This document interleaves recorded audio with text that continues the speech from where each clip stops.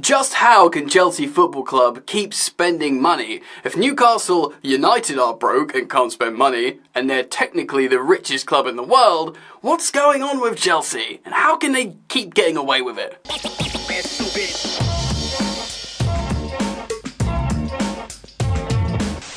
Yo, what's poppin', people? Welcome back to Football Therapy with me, your host, Jan. I hope you're doing well, mate. I really do hope that. And welcome back to Chelsea News, of course, the daily, sometimes twice daily, series here on the channel where I reflect on what's being said about Chelsea, giving you my opinion on it, but as always, more importantly, asking for yours. Liam Twomey of The Athletic has published an article on Chelsea's finances. Why they think they're safe. Why they believe they've done things right. Many people from around world football have seen the record-breaking spend from Chelsea's owners, Clearlake Capital and Todd Boehly, and they're all thinking, how are they doing this? Surely they are cheating. They aren't doing anything else, in football terms, apart from spending money. Well, hopefully this article today will shed some light. I'm going to be reading multiple segments from Liam's article. Not all of it. It is behind a paywall, and I would always encourage you to go check out The Athletic's work. If you want to support this content on the channel here, my commentary on Chelsea Football Club, you're welcome to simply by liking and subscribing. If you choose to subscribe, make sure you hit that bell icon. Alright then, let's get into it. Let's get ourselves going then. Chelsea and financial fair play. Why the Premier League's big spenders feel they've complied with the rules. A significant few days lie ahead. By Monday, the Premier League must inform its member clubs whether they have been judged to be in compliance or in breach of the competition's profit and sustainability rules, which is their equivalent of financial fair play regulations, following last month's submission of their accounts for 2022-2023. Many of the rivals expect and perhaps even hope that Chelsea will be in trouble, paying the price for an unprecedented £1 billion recruitment drive under ambitious owners Todd Boehly and Clearlake Capital that has dominated the last 3 transfer windows without yet resulting in any notable success on the pitch. Yet, even if skepticism outside the club is high, concern is low at Stamford Bridge. Chelsea firmly believe that despite such an aggressive spend, they have kept within the Premier League's allowable loss limit of £105 million over the 3-year monitoring period ending on June the 30th, 2023. In this article, The Athletic seeks to explain how that can be the case and why Chelsea's road to financial compliance may get significantly more difficult next year. So, the rivals of Chelsea Football Club will be hoping when these accounts are published that Chelsea will be in trouble. They've seen the silly spend on Caicedo, Enzo, Mudryk, and all the rest of the gang, and of course, I would argue that being mid-table for the second season in a row, certainly to this point, is punishment enough. Rival fans would want to see Chelsea sanctioned, punished, and just generally be in trouble. Sales balance signings on the books. Boehly and Clearlake's biggest achievement as Chelsea owners to date might be pushing the accounting concept of amortization into mainstream football discourse. It has been widely documented that they have committed many of their new signings to hyper-long contracts, allowing them to spread the transfer fees over a significantly longer time period to lower the annual cost on the accounts. An example, signing an 8.5-year deal on a rival from Shakhtar Donetsk in January 2023 means Mykhailo Mudryk's £62 million transfer fee is amortized at £7.3 million per year. That number would have been £12.4 million per year had it signed that standard 5-year contract. UEFA effectively closed this loophole in June by capping the amortization at 5 years, regardless of the contract length, and the Premier League clubs voted to follow suit last month.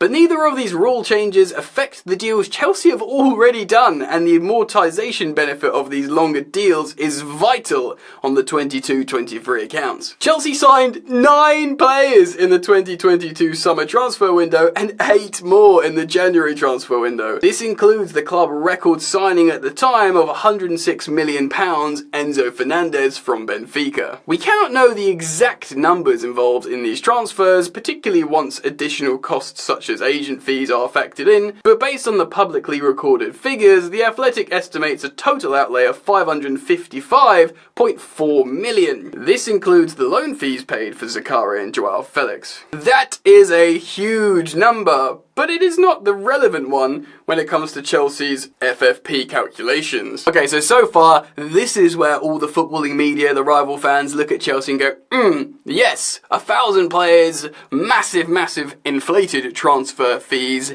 how are you getting away with it? Well, we've already heard from Liam there that the amortization is a huge factor, spreading the payments out. Of course, the Mykhailo Mudryk is a great example, paying like 7.5 million instead of 12.5 million every year. I mean, it does make a lot of sense, and the new American owners see this as locking down good talent and feeling safer long term. But of course, that comes with great risk as well. If all the players flop, then you got a problem. The figure that matters is £96.6 million, which is the Athletic's estimate of the total amortised cost of the Bowley and Clearlake's 15 new permanent signings of the 22-23 season, plus the flat loan fees of Zakaria and Joao Felix. Chelsea also sold players between July the 1st, 22 and June 30th, 23. 11 to be precise. Headlined by Kai Havertz moves to Arsenal, Mateo Kovacic's sale to Man City, and the departures of Koulibaly and Mandi to the Saudi Pro League. The total generated from the sales, also an estimate based on publicly reported transfer fees, is £202.5 million. Woo! That is a much smaller number than the total transfer spend, but clubs record fees for player sales in one lump sum on their accounts, minus their remaining book value. We'll get that explained in just a second. Essentially though, yes, we might have spent £500 million in the summer, but we sold 202 million. So if you think about it, £500 million is largely amortised over 8 years, which would be hardly anything. So, for that financial year in isolation, Chelsea are in the green. Havertz, for example, was sold for the same initial amount, which was £62 million. Chelsea played Bayer Leverkusen to acquire him in 2020, but with 2 years remaining on his contract at Stamford Bridge, his book value was only £24.8 million remaining. This means the remaining 37.2 million quid on his sale fee is recorded as a profit on the Chelsea accounts. Deep that, ladies and gentlemen. In terms of the finances and the bookkeeping, Chelsea sold Kai Havertz to Arsenal for over £37 million over on the books. If you look at it that way, and you look at how Chelsea are trying to navigate the financial fair play, that is insanely good business.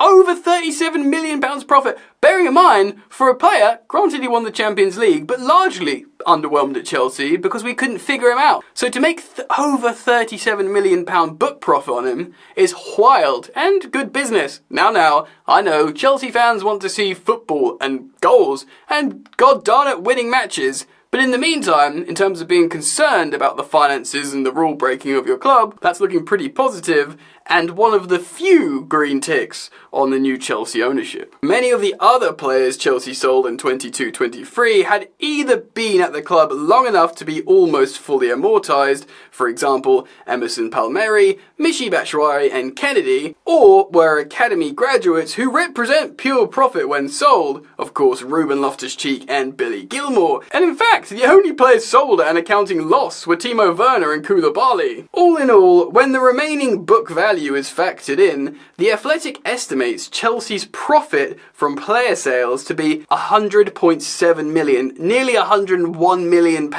for the 22-23 season. This more than offsets the first year of the amortised cost of the Bowley Clearlake signings, putting the club in a stronger position to meet the Premier League's financial requirements than it might first appear. But that's not the whole story. So to park that for a moment, Chelsea, very intelligent in terms of player sales, made a lot of money, sorted out the books in that sense, and obviously we had an inflated squad, so it was important to get that, squad number down in terms of heads in the changing room. But what else is going on here? Other revenue streams remain strong. Chelsea was still a Champions League club last season, reaching the quarter-final stage before being eliminated by Real Madrid. That is worth around 80 million quid. In addition to broadcast revenue in the accounts, while the European nights hosted at Stamford Bridge also provided a boost to matchday income. Yum yum. Matchday revenue decreased overall by hosting 24 home games in that season, down from 29 across all competitions from the previous season.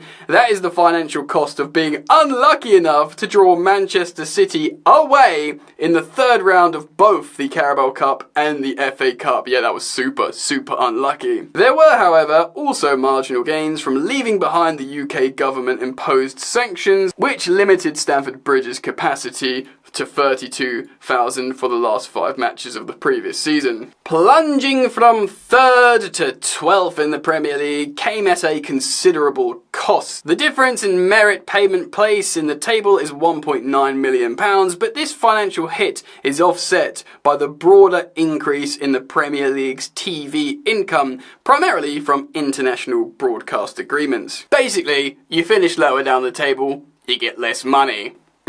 Telecommunications firm Free was in the final year as Chelsea's primary shirt sponsor, bringing in £40 million, while cryptocurrency platform Whalefin agreed to pay £20 million per year to be sleeve sponsors, although the agreement was terminated at the end of last season. Nothing in Chelsea's other revenue streams for that season rings alarm bells for the club's overall FFP compliance. Chelsea's coaching flux last season was not cheap. Graham Potter can be considered a £35 million mistake. Ooh. Of course, Brian were paid £21.5 million to extract him for his contract, and him and his staff, his payoff was £13 million on top of the £10 million paid to dismiss Thomas Tuchel. Within this context, it's easy to see why Mauricio Pochettino's status as a free agent in the summer was appealing to Bowley and Clearlake. On the other hand, senior figures at Stamford Bridge are adamant that the torrent of player transactions over the last 18 months